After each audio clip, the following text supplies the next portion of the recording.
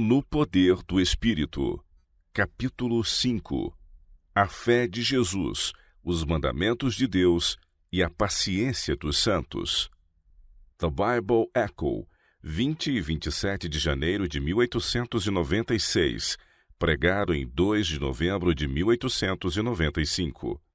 Aqui está a paciência dos santos. Aqui estão os que guardam os mandamentos de Deus e a fé de Jesus. No estudo de hoje, vamos reverter a ordem e dizer: aqui estão os que guardam a fé de Jesus e os mandamentos de Deus. Aqui está a paciência dos santos. A fim de podermos guardar qualquer coisa que seja, precisamos primeiramente obtê-la. Assim, antes de podermos guardar a fé de Jesus, precisamos obtê-la. A fé é um dom de Deus, e ninguém necessita dizer que não pode tê-la. Paulo diz: porque pela graça que me foi dada, digo a cada um dentre vós que não pense de si mesmo além do que convém. Antes, pense com moderação, segundo a medida da fé que Deus repartiu a cada um. Romanos capítulo 12, verso 3. Ninguém precisa dizer que não consegue ter fé, pois ela lhe foi concedida por Deus. Deus concede a fé, e a parte que nos corresponde é exercitar tal fé. Assim como no corpo físico o exercício produz crescimento, se exercitarmos a fé que possuímos, ela crescerá. Você verá que esta é a mensagem final, pois o próximo evento que João viu foi um semelhante ao Filho do Homem, que tinha sobre a sua cabeça uma coroa de ouro, e na sua mão uma foice aguda. O que foi visto logo antes de ser revelado o Salvador? Aqueles que guardam os mandamentos de Deus. Os mandamentos e ensinos dos homens foram introduzidos para tomar o lugar dos mandamentos de Deus. No entanto, haverá um povo sobre a terra, justamente antes da vinda de Cristo, que guardará os mandamentos de Deus e não será levado pelas tradições e ensino dos homens. O que é a fé de Jesus? Esse povo também possuirá a fé de Jesus. Nesta época, muito se comenta acerca da fé, mas o assunto ainda não se esgotou. Esta será a fé de Jesus, em claro contraste com a fé do diabo. Aqui estão os que guardam os mandamentos de Deus em lugar dos mandamentos dos homens, e têm a fé de Jesus em vez da fé de Satanás. E qual seria a fé do diabo? Ela é mencionada em Tiago 2,19. Tu crês que há um só Deus? Fazes bem, também os demônios o creem e estremecem. Quando Jesus esteve aqui na carne, os demônios lhe disseram: bem sei que és o Santo de Deus. O diabo crê que Deus existe. Ele sabe que isso é verdade e treme por isso. Porém, não tem a fé de Jesus. Ele tem apenas uma fé que concorda com a verdade sobre determinado fato. Podemos crer que Jesus Cristo é o Filho unigênito de Deus, crer que o sangue de Jesus é capaz de purificar de todo o pecado. Podemos crer que todas as afirmações da Bíblia são verdadeiras, sem, contudo, termos a fé de Jesus. Podemos crer no credo da Igreja que diz: creio em um só Deus, o Pai Todo-Poderoso, Criador dos céus e da terra, e em seu único Filho, Jesus Cristo, nosso Senhor. Podemos confessar tudo isso, crer nisso como um fato, e contudo não termos a fé de Jesus. O que é a fé de Jesus em contraste com a fé do diabo? Vamos buscar a resposta na palavra de Deus. Ao aproximar-se do túmulo de Lázaro e ordenar ao morto, dizendo: Lázaro, sai para fora, Jesus sabia que estava pronunciando a palavra de Deus. Disso ele tinha certeza, pois falava continuamente as palavras de Deus. A palavra que estás ouvindo, diz ele, não é minha, mas do Pai que me enviou. Ele sabia que a palavra de Deus tinha o poder de realizar o que ele havia dito, e que Lázaro sairia. Em outras palavras, a fé de Jesus é aquela que crê que a palavra de Deus cumprirá o que diz. Ela simplesmente permite que a palavra de Deus seja verdadeira. Portanto, a palavra de Deus é verdadeira, quer creiamos ou não. João declara: outra vez vos escrevo um mandamento novo, que é verdadeiro nele e em vós. 1 João capítulo 2, verso 8. O propósito da palavra de Deus é ser verdade em nós. A palavra era a verdade em Jesus Cristo. Ele era o verdadeiro representante da palavra. Ele era o que quer que a palavra dissesse. E se a palavra de Deus for verdade em nós, ela nos fará semelhantes a Cristo. Temos fé na palavra de Deus quando cremos que ela é viva, que tem poder para transformar nosso caráter e operar em nós o que nela está escrito. Fé na palavra. Este é o tipo de fé que Jesus aprovou. No Evangelho de Mateus, lemos: Tendo Jesus entrado em Cafarnaum, apresentou-se-lhe um centurião implorando: Senhor, o meu criado jaz em casa, de cama, paralítico, sofrendo horrivelmente. Jesus lhe disse: Eu irei curá-lo. Mas o centurião respondeu: Senhor, não sou digno de que entres em minha casa, mas apenas manda com uma palavra e o meu rapaz será curado. Pois também eu sou homem sujeito e não com a autoridade. Tenho soldados às minhas ordens e digo a este vai, e ele vai, e a outro vem, e ele vem, e ao meu servo faze isto, e ele o faz. Ouvindo isto, admirou-se Jesus e disse aos que o seguiam: Em verdade vos afirmo que nem mesmo em Israel achei fé como esta. Ali estava o centurião, um comandante de 100 homens no exército romano. Ele diz a Jesus: fale a palavra. Isso é tudo que você precisa fazer. Digamos que a autoridade romana é o César, que o nome do centurião é Júlio e o do soldado Alexandre. Júlio diz a Alexandre: vai, mas Alexandre diz: que direito você tem de me mandar ir? Quando estiver pronto, eu vou. Mas esse é o homem Júlio conversando com o homem Alexandre, sem levar em conta a questão de autoridade. Agora, o centurião Júlio diz ao soldado Alexandre: vai, e o soldado atende prontamente, pois Júlio está falando como representante de César, e na realidade é César falando. Então percebe-se a diferença entre um homem falando a outro homem e um centurião falando a um soldado. O soldado vai, porque todo o poder do Império Romano dá respaldo à palavra do centurião. E o centurião disse a Cristo: percebo que você, Jesus de Nazaré, está aqui e que está sob autoridade representando Deus. Quando você fala, não é o Jesus filho de José quem está falando, mas o Filho de Deus, e sei que a palavra que você fala é a palavra de Deus e que nela há poder. Esse é o tipo de fé que Cristo aprova. O centurião estava convicto de que Cristo não era apenas o filho do carpinteiro, mas o filho do Deus vivo, e cria que toda a autoridade de Deus encontrava-se na palavra por ele falada. A fé vem pelo ouvir, e não teremos proveito em falar de fé independentemente da palavra de Deus. O fato de desejarmos algo de todo o nosso coração não constitui a mínima evidência de que isso ocorrerá. Fé é confiança na palavra de Deus, dependência da palavra de Deus, deixar que a palavra de Deus seja verdade. Fé é enxergar a Cristo em sua palavra como o poder do Deus vivo e crer de todo o coração que ele cumprirá o que disse. Fé não é sentimentalismo, não é meramente crer que algo é verdade. A fé inclui submeter-se e ceder completamente à palavra de Deus. Verifique se você tem a fé de Jesus ou a fé do diabo. Satanás acredita que a Bíblia é verdadeira. Acredita nisso mais plenamente do que muitos que fazem alta profissão de fé. Ele sabe que a Bíblia é totalmente verdadeira. Sabe que ela é verdade, mas não permite que ela seja verdade nele. Ele é uma mentira. Toda a sua vida é uma mentira. Ele é mentira do começo ao fim. E assim são todos cujo caráter seja semelhante ao dele, e cuja fé não vá além da dele. Nosso próprio caráter é uma mentira se não estiver em harmonia com a palavra de Deus.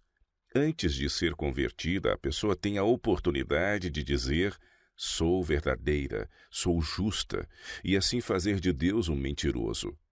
Por outro lado, poderá dizer: unicamente Deus é verdadeiro, fazendo de si mesma uma mentirosa. As Escrituras declaram: seja Deus verdadeiro e mentiroso todo o homem. Romanos capítulo 3, verso 4. Cada pessoa não convertida deve escolher entre chamar Deus de mentiroso ou admitir que ela mesma é mentirosa. Pecado é ser falso, e é isso que torna o diabo completamente falso, pois ele peca desde o princípio. Ele é mentiroso e o pai da mentira. Deus declara que todos pecaram e carecem da glória de Deus. Romanos capítulo 3, verso 23. Devemos permitir que ele seja verdadeiro e devemos dizer: eu pequei. Mas quando experimentamos isso dessa maneira, há algo mais a ser dito. Ao vir Natã a Davi para reprová-lo por seu pecado, dizendo-lhe: tu és o homem, Davi lhe respondeu: pequei contra o Senhor. E Natã lhe disse: também o Senhor te perdoou o teu pecado, não morrerás. Permita que a palavra de Deus seja verdadeira. Quando o Senhor diz: você pecou e carece da glória de Deus, responda: eu pequei. Ao fazermos essa confissão, ele nos responde: se confessarmos os nossos pecados, ele é fiel e justo para nos perdoar os pecados e nos purificar de toda injustiça. A isso devemos responder: assim é, e que a palavra de Deus seja verdadeira em nós. Dessa forma, continuaremos a dizer amém, não apenas em palavras, mas em nossa vida. Isso é fé, uma fé viva, divina. Fé na palavra resulta em reforma. Essa fé conduziu à reforma do século XVI. É também a fé que deve operar a reforma do século XIX. Nos tempos de Lutero, a Igreja havia enterrado a palavra de Deus e estava dando ao povo um ensinamento que ela própria criara, da mesma maneira que o faz nos dias atuais de modo tão abrangente. A obra de Lutero era trazer ao povo a palavra e permitir que se alimentassem dela. A palavra de Deus é vista constantemente nos escritos de Lutero. Fé na palavra de Deus. Aquela fé que crê na palavra de Deus a despeito de qualquer circunstância exterior. Resultou na reforma. Seremos testados nesse mesmo ponto. A palavra nos afirma que milagres serão efetuados com o fim de sustentar a mentira. Os que dependem de circunstâncias externas como evidência de sua aceitação para com Deus são exatamente os mesmos que estão se preparando para se tornarem cativos do diabo quando este bem o desejar. Ele pode produzir sinais externos. A palavra afirma que ele fará fogo descer do céu à vista dos homens. Sobre o que nos apoiaremos quando a terra for removida? A palavra de Deus será o único fundamento seguro. Contudo, se não aprendermos a permanecer inabaláveis sobre a palavra, não estaremos preparados para nos expor ao perigo naquele dia e faremos parte do grupo que se apresenta perante o Senhor com medo. Precisamos nos acostumar a viver na presença de Deus, a ver aquele que é invisível e assim, quando ele se tornar visível, não teremos medo algum. Esta é a fé de Jesus, a fé que crê que a palavra de Deus é verdadeira, que permite que a palavra de Deus opere com todo o seu poder em nós e que se submete totalmente a esse processo. Ninguém consegue ter fé em Jesus se não estiver disposto a abandonar tudo por ele. Ele tudo nos deu e tudo demanda. Vamos fazer um acróstico com a palavra fé, em inglês faith. Isso pode ajudar a gravar essas ideias em nossa mente. F, forsaking, abandonando. A, all, tudo. I, eu. T, take, recebo. E H, him, a ele. A fé de Jesus significa abandonando tudo, eu recebo a ele e permito que ele seja verdade em mim. Ser uma pessoa santa é simplesmente ser uma pessoa verdadeira. Ser um pecador é simplesmente ser um mentiroso. Cristo é a testemunha fiel e verdadeira. Cristo é a videira verdadeira. Tudo de Cristo é verdadeiro. Ser igual a Cristo é ser verdadeiro.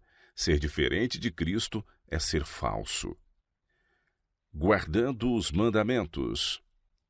Agora vamos considerar o outro conceito. Aqui estão os que guardam os mandamentos de Deus.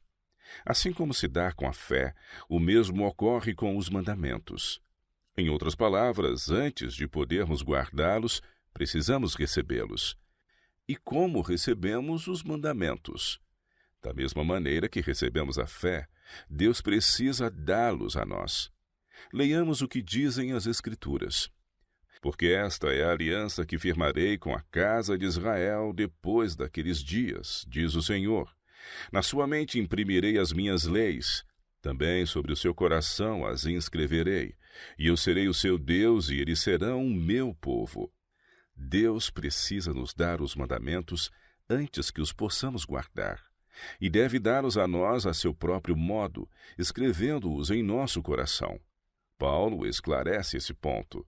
Porque já é manifesto que vós sois a carta de Cristo, ministrada por nós e escrita não com tinta, mas com o Espírito do Deus vivo, não em tábuas de pedra, mas nas tábuas de carne do coração. Os mandamentos foram primeiro escritos pelo dedo de Deus nas tábuas de pedra, prefigurando assim a obra do Espírito de Deus de escrevê-los no coração. Compare estes dois versos. Se, porém, eu expulso demônios pelo Espírito de Deus, certamente é chegado o reino de Deus sobre vós. Mateus capítulo 2, verso 28. Se, porém, eu expulso os demônios pelo dedo de Deus, certamente é chegado o reino de Deus sobre vós. Lucas capítulo 11, verso 20. Um verso diz, dedo de Deus, e o outro, Espírito de Deus. Deus escreveu com seu próprio dedo sobre as tábuas de pedra e declara que escreverá seus mandamentos em nosso coração, não com tinta, mas com o Espírito do Deus vivo. Isso foi profetizado quando ele os escreveu sobre pedra. Além disso, assim como ele os escreveu em pedra, agora os escreve com seu Espírito. E sua escrita em nosso coração deve ser tão eterna quanto sua escrita na pedra. Aquele que faz a vontade de Deus permanece eternamente. Aquele que guarda as suas palavras nunca morrerá. A palavra de Deus é a própria vida de Deus. E essa palavra, estando em nosso coração, nos guardará pela eternidade. A palavra de Deus escrita mediante o Espírito de Deus sobre as tábuas do coração jamais será mudada. É o caráter dele. Mas Deus nunca coloca alguma coisa em nosso coração, nem jamais permite que o diabo o faça, a menos que o consintamos. Deus nunca escreverá sua lei em nosso coração sem nosso consentimento. Deus está fazendo sua obra de escrever sua lei em nosso coração. Ele escreve, não terás outros deuses diante de mim. E você diz, estou de acordo. Ele continua escrevendo, não farás para ti imagem de escultura, nem semelhança alguma do que há em cima nos céus, nem embaixo na terra, nem nas águas debaixo da terra. Não as adorarás, nem lhes darás culto, porque eu sou o Senhor teu Deus, Deus zeloso que visito a iniquidade dos pais nos filhos, até a 3ª e 4ª geração daqueles que me aborrecem, e faço misericórdia até 1000 gerações daqueles que me amam e guardam os meus mandamentos. E você diz, está certo? Ele escreve o 3º mandamento e novamente você diz, eu aceito. Então ele começa a escrever o 4º, e você se assusta e diz, não escreva esse, não posso permitir a entrada desse. O que acontece então? Ele para de escrever. E por sua recusa em deixar que ele escreva o 4º mandamento, você apaga aquilo que ele já escreveu, e a lei de Deus é removida de seu coração. Ele não irá escrever uma parte de sua lei em nosso coração se não estivermos de acordo. Devemos estudar a lei em Jesus Cristo, o qual guardou os mandamentos de seu Pai, e então devemos nos submeter a ela, para que a própria vida que foi manifesta em Jesus Cristo também seja manifesta em nós. É mais uma questão de nos submetermos e permitirmos que essa vida manifeste a si mesma, em vez de nós mesmos a manifestarmos. Cristo, a lei viva. Escrever a lei no coração consiste simplesmente em ter Cristo habitando em nós. Cristo era a lei viva, a lei em vida. O Espírito de Cristo é o Espírito daquela vida divino-humana que viveu em obediência aos mandamentos de Deus. É esse Espírito que Ele coloca sobre nós, seu outro eu habitando em nós. A lei de Deus é ministrada pelo Espírito de Deus. Quando a lei entra no coração, é o próprio Cristo quem está entrando. É Cristo em vós, a esperança da glória. Colossenses capítulo 1, verso 27. E quando Cristo entra em nosso coração, Ele é a lei viva, a lei de Deus demonstrada em caráter. Cristo habitando em nosso coração significa introduzir em nossa vida o caráter de Deus. Guardar os mandamentos de Deus significa manifestar o caráter de Jesus Cristo. Falemos um pouco sobre a obediência aos mandamentos de Deus. Guardar os mandamentos de Deus significa obedecer-lhes. Contudo, há incontáveis esforços feitos para lhes prestar obediência que não podem ser considerados como guarda dos mandamentos. A justiça, porém, não vem pela lei. Algumas pessoas penduram a lei na parede, lendo-a repetidas vezes, e então tentam cumprir o que ela diz. Elas fazem de tudo o que se possa imaginar, mas não conseguem guardá-la. Por quê? Porque a colocam lá em cima. E não é lá que Deus a coloca. Ele disse que vai colocá-la em seu coração. E é ali que você deve mantê-la. Do coração procedem as fontes da vida. Você acha possível que de um coração onde está escrita a lei de Deus procedam homicídios? Jesus nos revelou o que existe no coração natural, porque de dentro do coração dos homens é que procedem os maus desígnios, a prostituição, os furtos, os homicídios, os adultérios, a avareza, as malícias, o dolo, a lascívia, a inveja, a blasfêmia, a soberba, a loucura. É isso que Deus vê no coração natural. Mas será que o homem enxerga tudo isso? Enganoso é o coração mais do que todas as coisas, e desesperadamente corrupto. Jeremias capítulo 17, verso 9. Alguém pode dizer, não sou um assassino, sou uma pessoa honesta. Vou à igreja regularmente e nada dessas coisas estão em meu coração. Mas são exatamente essas coisas que estão ali presentes. Se Cristo não estiver no coração, tendo expulsado tais coisas, elas já entraram e profanaram o templo da alma. Portanto, ao Cristo entrar, sendo Ele a lei viva, essa lei é escrita nas tábuas do coração. Entrando Ele, todos os males do coração natural são lançados fora por sua santa presença.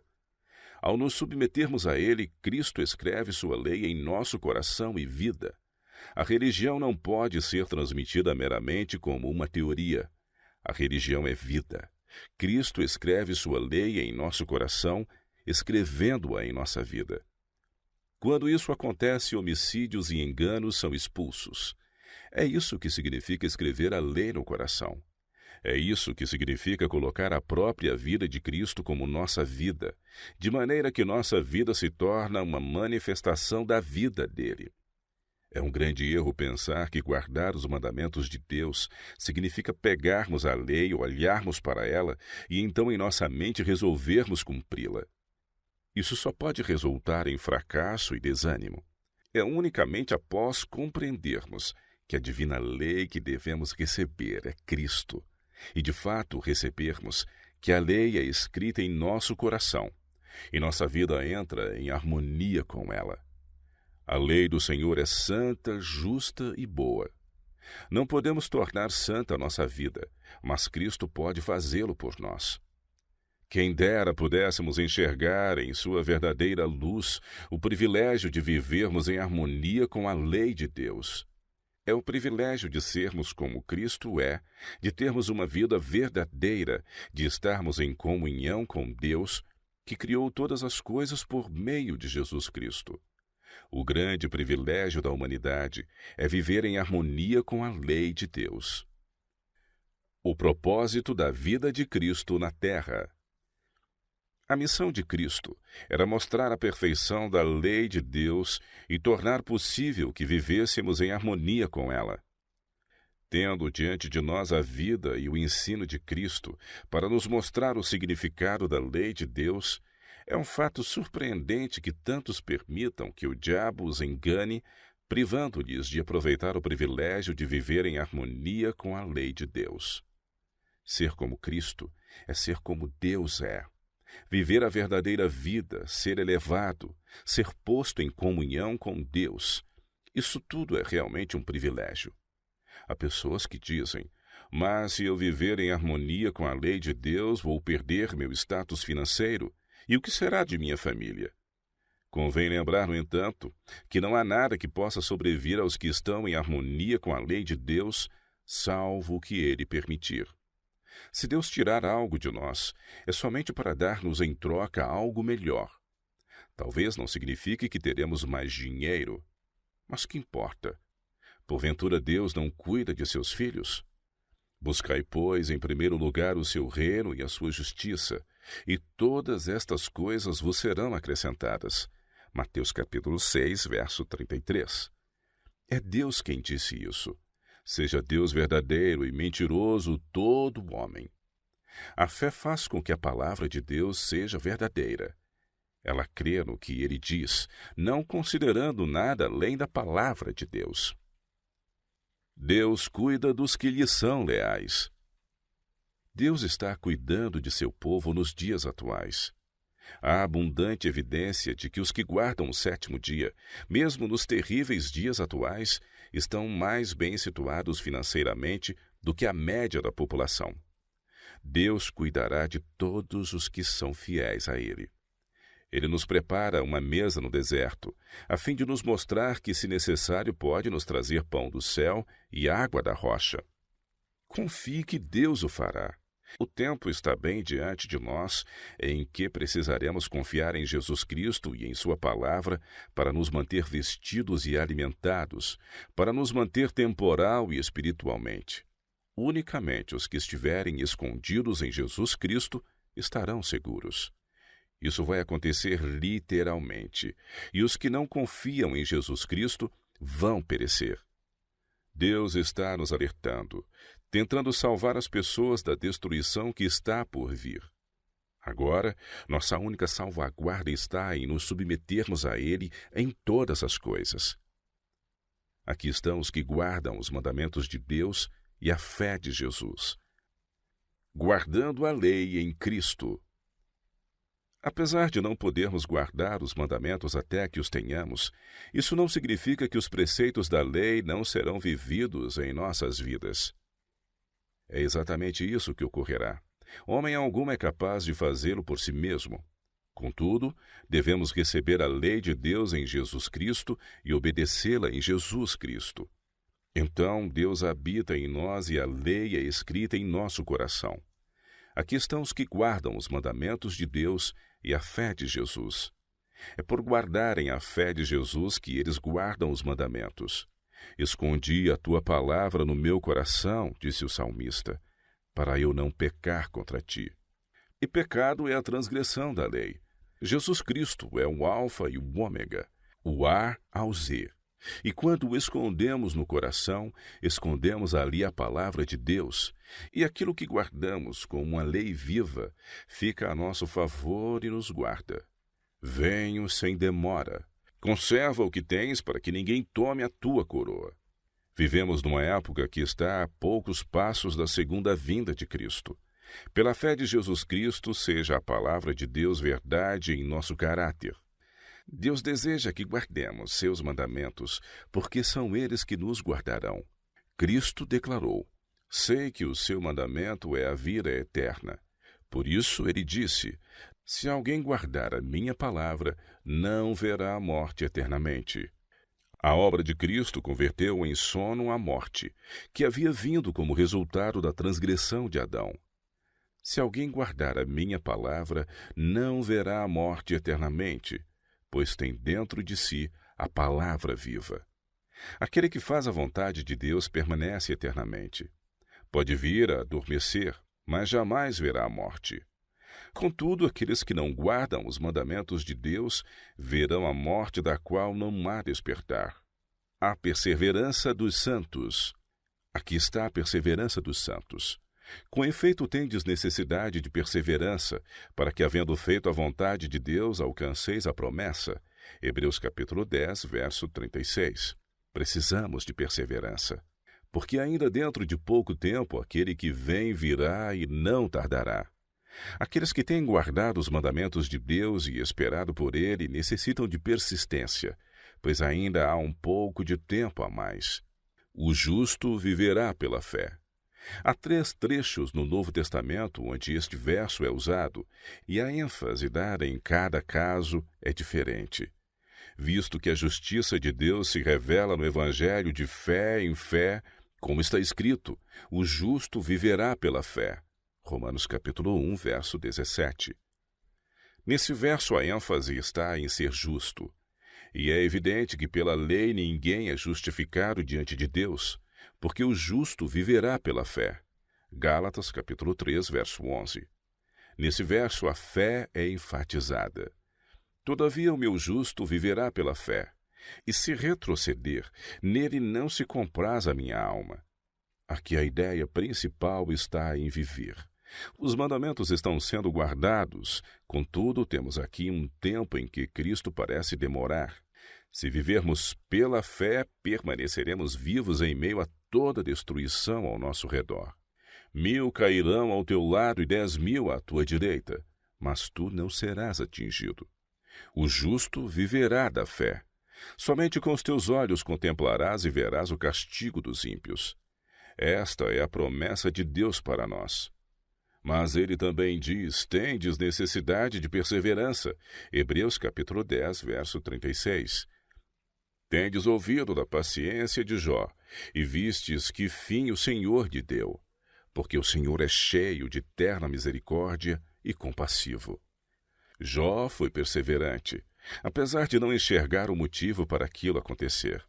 Contudo, ao experimentar a Jó, Deus estava demonstrando perante o universo o fato de que seu amor pode suster a pessoa quando todas as bênçãos temporais são removidas. No capítulo 18 de Lucas, lemos o relato da viúva e do juiz injusto, registrado como instrução para nós, com referência à demora da vinda do Senhor. Se há um tempo em que não devemos fraquejar, esse é justamente antes da vinda do Senhor. Disse-lhes Jesus uma parábola sobre o dever de orar sempre e nunca esmorecer. Havia em certa cidade um juiz que não temia a Deus, nem respeitava homem algum. Havia também naquela mesma cidade uma viúva que vinha ter com ele, dizendo: julga a minha causa contra o meu adversário, o oponente. Ele por algum tempo não a quis atender, mas depois disse consigo: bem que eu não temo a Deus nem respeito a homem algum. Todavia, como esta viúva me importuna, julgarei a sua causa para não suceder que por fim venha a molestar-me. Para se ver livre dela, o juiz a vindicaria contra seu inimigo em juízo. Não fará Deus justiça aos seus escolhidos, que a ele clamam dia e noite, embora pareça demorar em defendê-los? Digo-vos que depressa lhes fará justiça. Estão chegando tempos de aflição. Estamos vivendo nos tempos angustiosos previstos na palavra de Deus. Esses tempos desoladores que nos circundam são apenas o começo. Sabe, porém, isto, nos últimos dias sobrevirão tempos difíceis. Será que não estamos vendo tempos difíceis financeiramente e espiritualmente? E esses tempos nos quais temos entrado, apesar de haver momentos em que pareçam melhorar, ficarão cada vez piores. O leve restabelecimento financeiro nessas colônias não é permanente. Deus enviou sua mensagem para preparar um povo para a sua vinda, para juntar um povo que compreenderá essas coisas. Os corações dos homens já estão desfalecendo de terror. Estão dizendo: o que significam estas coisas? Pois assim como foi nos dias de Noé, também será a vinda do Filho do Homem. Veremos violência e homicídios. Isso é obra do diabo. Veremos neste mundo uma situação tal que homem algum jamais imaginou.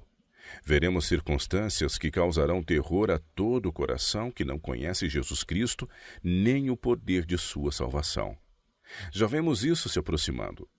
Naquele dia o povo de Deus clama ao Senhor por libertação, mas ele parece adiar o dia de seu livramento, pois teremos então atingido o tempo em que a libertação do povo de Deus significará a morte de seus adversários.